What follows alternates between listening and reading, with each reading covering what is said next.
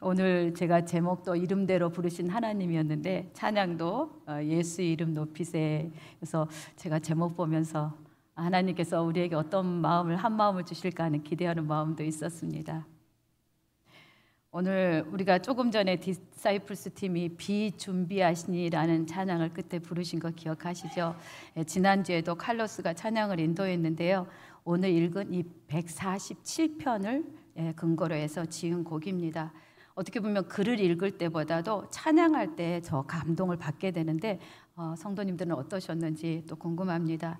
제가 이 곡을 이번 주에 계속 들으면서 또 그 유튜브에 찬양의 그 댓글에 기도 제목들을 하나하나 보게 되었습니다. 그분들의 그 감사 제목들 또한 기도들을 보면서 저도 모르게 이렇게 기도가 나왔는데요. 하나님, 이들의 기도를 들어달라고, 이들이 그렇게 치유하기를 원하고 또 어린아이의 생명을 구하는 그런 기도를 보면서 다시 한번 용기 있게 또 도전하게 되려고 기도가 되었습니다. 시편의 말씀을 많이 보면은 많은 비슷한 구절들이 있는데요. 시편 104편 33절에 보면 내가 평생토록 여호와께 노래하며 내가 살아있는 동안 내 하나님을 찬양하리로라 라는 말씀이 있습니다. 우리가 잘 부르는 내 평생 사는 동안 주 찬양하리, 이 찬양이 바로 시편 104편을 가지고 했는데요.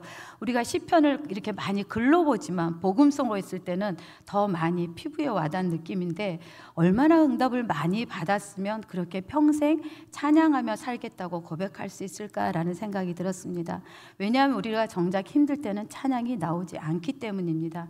저도 찬양이 나오지 않으면 항상 다시 돌아봅니다. 내가 회개할 것이 무엇이 있을까? 어떤 문제가 막혀서 이렇게 된 것인가 하고 제가 찬양을 또한 한 기준으로 삼기도 하는데요.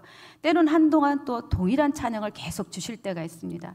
그러면 이 찬양을 통해 하나님, 제가 무엇을 알기를 원하시는지 또 그 뜻이 무엇인지를 묵상하기도 되는데요. 그만큼 찬양이 큰 의미가 있음을 또 저도 체험을 하고 있습니다. 이 147편에 보면 찬양할 이유가 아주 많이 언급되어 있습니다. 모든 인생이 그렇듯이 여러분 20절을 읽는 동안에 이 어떤 말씀은 내게 와닿고 어떤 말씀은 와닿지 않을 건데요. 어떻게 보면 연약한 부분을 고쳐주시고 싸매주시고 먹을 것 주시고 자녀에게 복을 주시니 감사하지 않을 이유가 없지 않을까요? 그러나 이들이 찬양하는 이유는 단지 육의 필요가 채워지고 자녀들이 복을 받아서 찬양한 것이 아닙니다. 왜냐하면 이 147편이 저작된 시기를 보면 알 수가 있는데요. 2절과 13절에 보면은 그 때가 암시되어 있습니다. 예루살렘을 세우시고 흩어진 자를 모으셨다는 표현, 문빗장을 견고히 하셨다는 표현을 통해서 이 바벨론 포로에서 돌아온 이후에 이스라엘 자손들이 에스라와 느헤미야의 독려를 받아서 이 예루살렘 성전과 성벽을 완공한 후에 지은 노래라고 추정되기 때문입니다. 따라서 능력의 하나님께서 민족을 해방시켜 주시고 또한 평화로운 삶을 살게 하시고 생명의 말씀을 주셔서 회복케 하심으로 온전히 예배할 수 있게 하신 것, 그것이 너무 감사해서 드리는 감사 찬양의 시인 것입니다.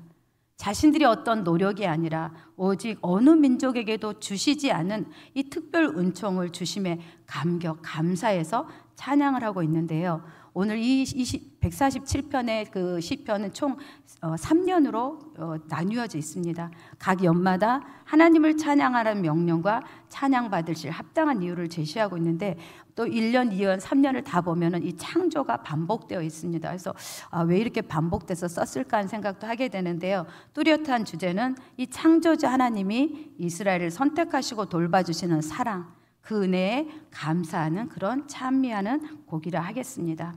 온 땅에 사랑하는 당신의 자녀들이 부르는 찬양들이 울려 퍼지고 가득 채워지는 모습이 얼마나 아름다운지 이 비를 준비하시는 곡을 들으면서 이번 한 주 동안 정말 많이 실감되고 은혜로운 시간이었습니다. 1절부터 6절에 보면 구원해 주신 하나님에 대해서 기록을 하고 있습니다. 그러나 저는 좀 더 작게 이름을 또 대지를 잡아봤는데요. 이름대로 부르신 하나님이라는 그렇게 제가 제목을 잡아보았습니다. 1절에 보니 할렐루야 우리 하나님을 찬양하는 일이 선함이여 찬송하는 일이 아름답고 마땅하도다. 앞서 말씀드린 것처럼 성전과 성벽을 완공한 후에 지은 시입니다. 성벽 재건 공사는 바사왕 아닥사스다 때 시작됐지만 주변의 방해 공작으로 중단되었고요. 그 후 몇 차례의 시도가 있었으나 여전히 이 방해자들로 인해서 번번이 중단된 상태에 놓이게 되었습니다. 성전과 성벽을 지으면서 겪어야 했던 고통, 이루 말할 수 없었습니다. 방해자들이 와서 성벽을 허물기도 하고요, 성문을 불태우는 등 가슴 아픈 일이 벌어지기도 하였습니다. 마침내 하나님께서 이 유다의 총독직을 받고 이 예루살렘으로 돌아가게 한 느헤미야를 통해서 이 중단된 성벽 재건 공사가 성곽을 건축하라는 명과 함께 새롭게 시작되었습니다. 그러나 그것이 모든 문제가 끝난 것이 아니었습니다. 여전히 주변 나라들은 성벽 공사를 비웃었고요, 집요하게 위협하고 방해하였습니다. 유다라는 나라의 이름만 있었지만 경제력이나 인구 등 모든 부분에서 열악했기 때문에 정말 당황할 수밖에 없는 그런 상황이었습니다. 얼마나 방해 공작이 심했던지요. 성벽을 재건한 동안에 한 손에는 칼을 들었고요, 다른 한 손에는 연장을 들고 일을 해야 했습니다. 밤에는 피곤한 몸을 이끌고 성벽을 파수해야 했습니다. 성전보다 삶이 더 중요하다고, 더 이상 고달픈 삶을 살기 싫다며 그만둘 수도 있었을 것 같은데 그러지 않았습니다. 그들은 용감하게 맞섰던 것입니다. 천신만고 끝에 결국 완성되었습니다. 죽을 것 같은 환경을 뛰어넘고 완성된 성전과 예루살렘 성벽을 보면서 얼마나 감격적이었을까요? 비록 자신들의 죄로 인해서 파괴되고 찢겨 나라를 잃고 유리하는 비참한 신세였지만 오늘 2절 3절의 말씀처럼 세우시고 모으시며 고치시며 싸매셨다고 말하면서 고국으로 돌아온 것이 오직 하나님의 은혜이며 모든 순간마다 합력하여 선을 이루시는 하나님의 뜻에 따라서 가장 합당하게 이루어졌고 신실하신 그 언약을 그대로 성취해 주신 하나님인 것들을 이 백성들이 깨달았던 것입니다. 외면치 않으시고 흩어진 자신들을 모으시고 상심한 자를 고치시고 그 상처를 싸매어 주셨기에 성벽과 또한 성전이 또 재건됐고 그 감격에 눈물 섞인 찬양을 하고 있는 것입니다. 자신들의 헌신을 크게 본 것이 아니라 하나님께서 이렇게 하게 만드셨네요, 당신이 결국은 이루셨네요 라며 하나님이 더 크게 보였기에 감사의 찬양을 올려드린 것입니다. 모든 영과 육 온전히 치유하실 분은 하나님밖에 없습니다. 우리의 삶에도 하나님께서 세우시고 모으시며 고치시며 싸매시는 은혜가 분명히 이전에도 있었고요, 이후에도 있습니다. 우리가 함께 호세아 6장 1절 말씀을 같이 읽겠습니다. 같이 읽겠습니다. 오라 우리가 여호와께로 돌아가자. 여호와께서 우리를 찢으셨으나 도로 낫게 하실 것이요 우리를 치셨으나 싸매어 주실 것임이니라. 아멘. 호세아의 말처럼 우리를 세우시고 고치시고 싸매실 때를 아시는 하나님께서 가장 합당할 때에 응답해 주신다고 약속하고 계십니다. 그러시면서 오늘 우리에게 여호와께로 돌아오라고 초청하고 있다는 것입니다. 너희가 치유를 경험하기 원하느냐? 2024년 우리의 표처럼 치유를 경험하기 원하시는 것들을 하나님께서 말씀하시면서 우리에게 돌아오라고 말씀하십니다. 치유의 하나님, 그 하나님의 위대하심은 너무나 놀랍습니다. 인간으로는 할 수 없는 별의 수요를 계수하시고요, 그 이름대로 부르시는 분이십니다. 태양과 같이 스스로 빛을 띠면서 자기 주변을 돌고 있는 수많은 행성을 거느린 항성만 무려 6천억 개가 넘는다고 하는데요, 놀라운 것은 항성만이 아니라 모든 별도 다 계수하며 그 하나하나의 이름을 지어주시고 그 이름을 다 기억하시고 계신다는 것입니다. 하물며 당신의 형상으로 지음받는 우리는 어떨까요? 별의 수요를 세시고 이름까지 아시는, 또 부르시는 하나님께서 당신의 자녀인 우리의 이름도 당연히 아시고 모두의 이름을 부르시고 계신다고 말씀하고 있다는 겁니다. 연약해서 미약해서 때로는 주목받지도 못하는 우리의 인생인 것 같지만 우리의 인생 계수하시고 헤아리며 다 아신다고 말씀하고 있습니다.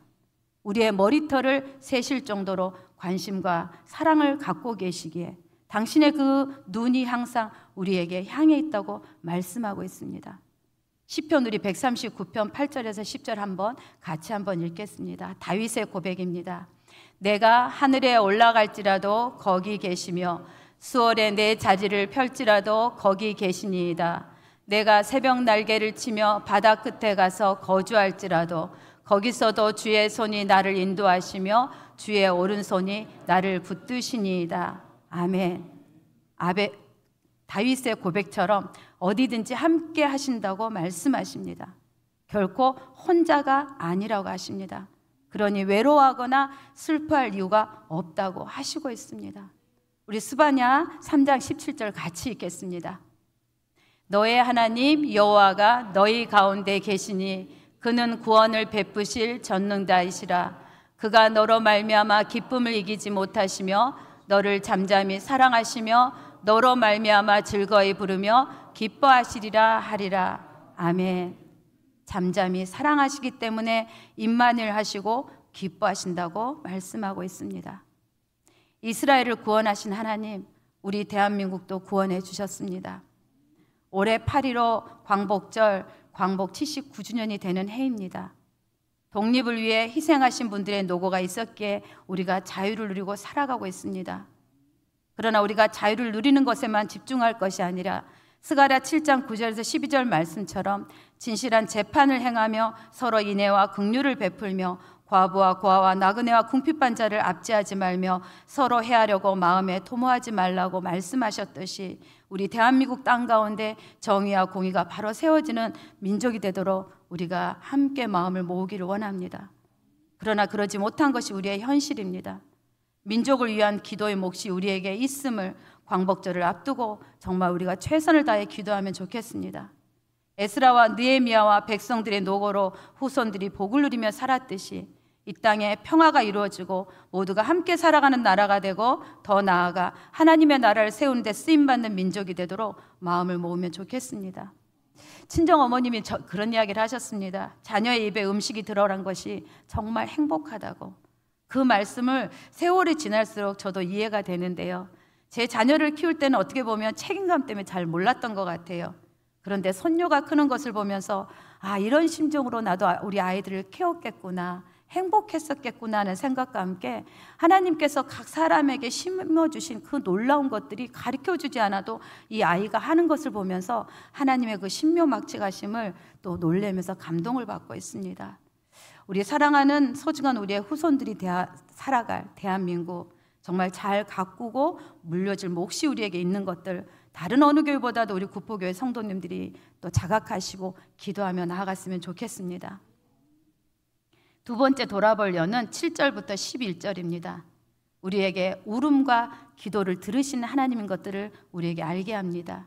7절 말씀에 감사함으로 여호와께 노래하며 수금으로 하나님께 찬양할지어다. 구름으로 하늘을 덮으시고 땅을 위해 비를 준비하시며 풀도 자라게 하실 뿐만 아니라 우는 들짐승과 까마귀 새끼에게 먹을 것을 주실 정도로 모든 만물을 세심히 배려하시는 분이 우리 하나님이기에 찬양하라고 말하고 있습니다.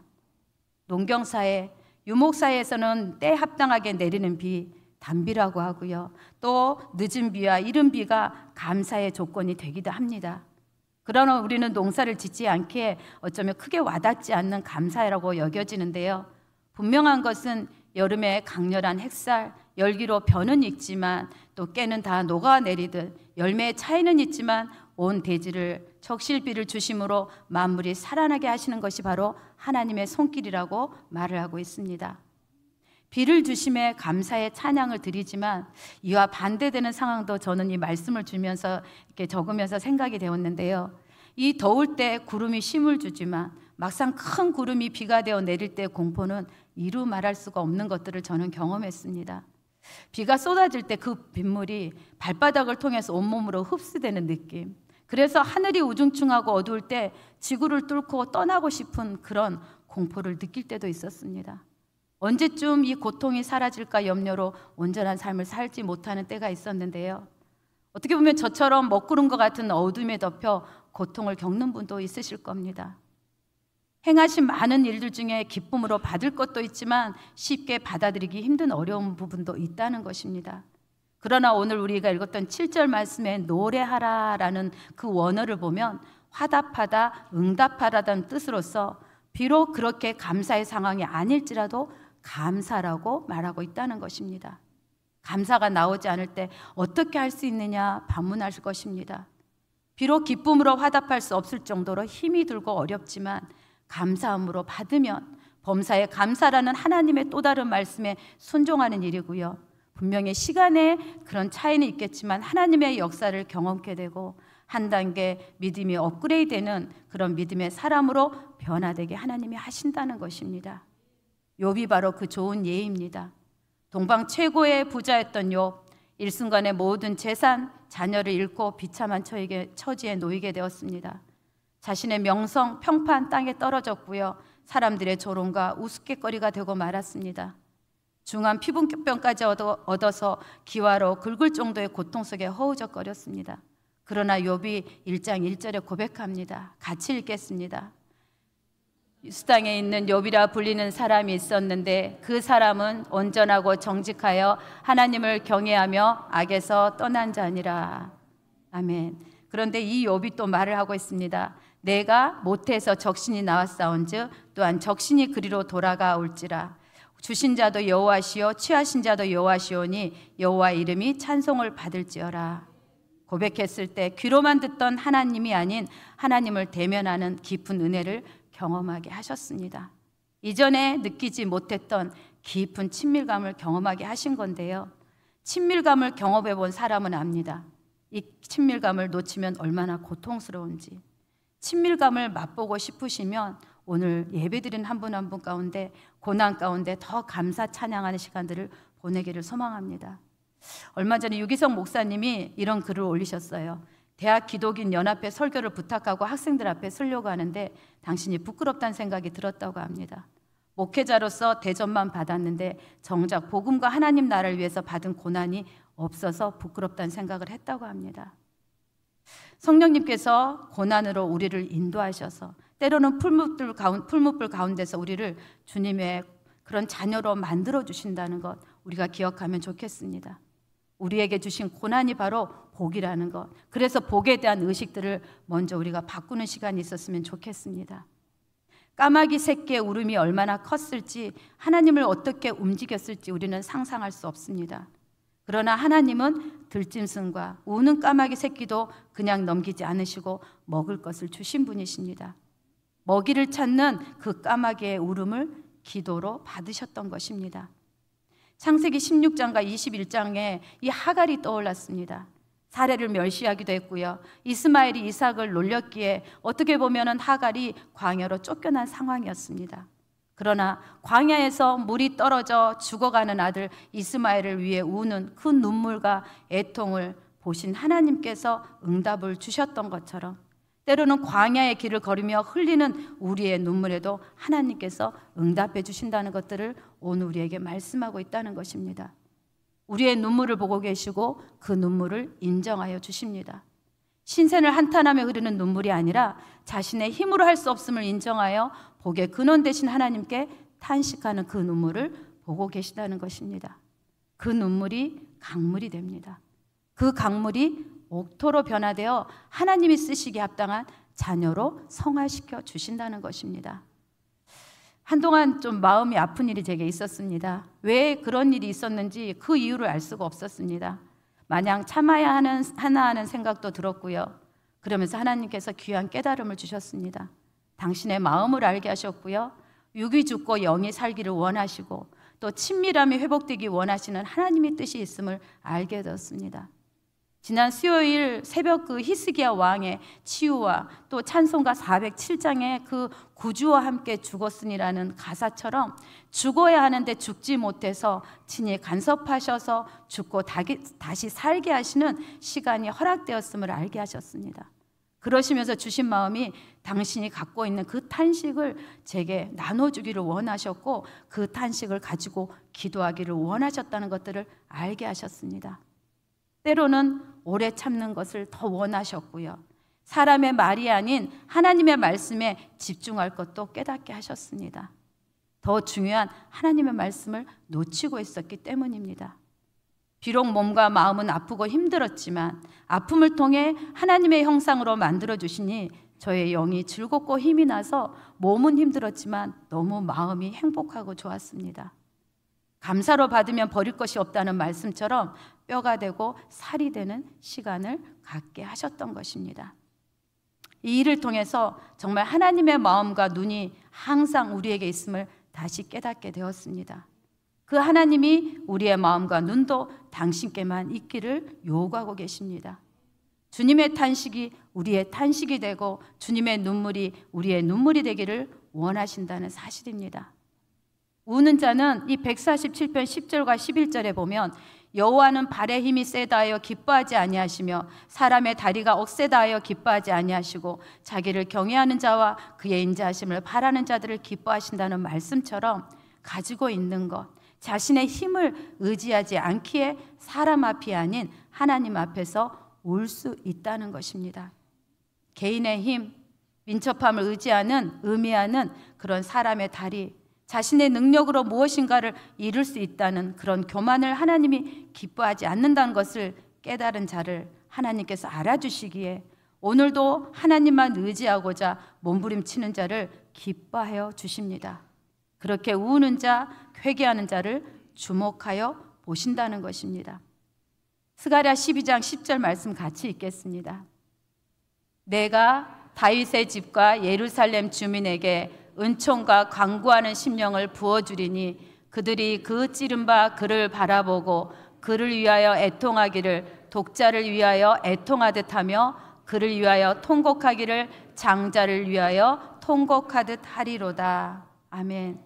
은총과 강구하는 심령은 바로 사제의 음성을 강구하는 성령님을 말합니다.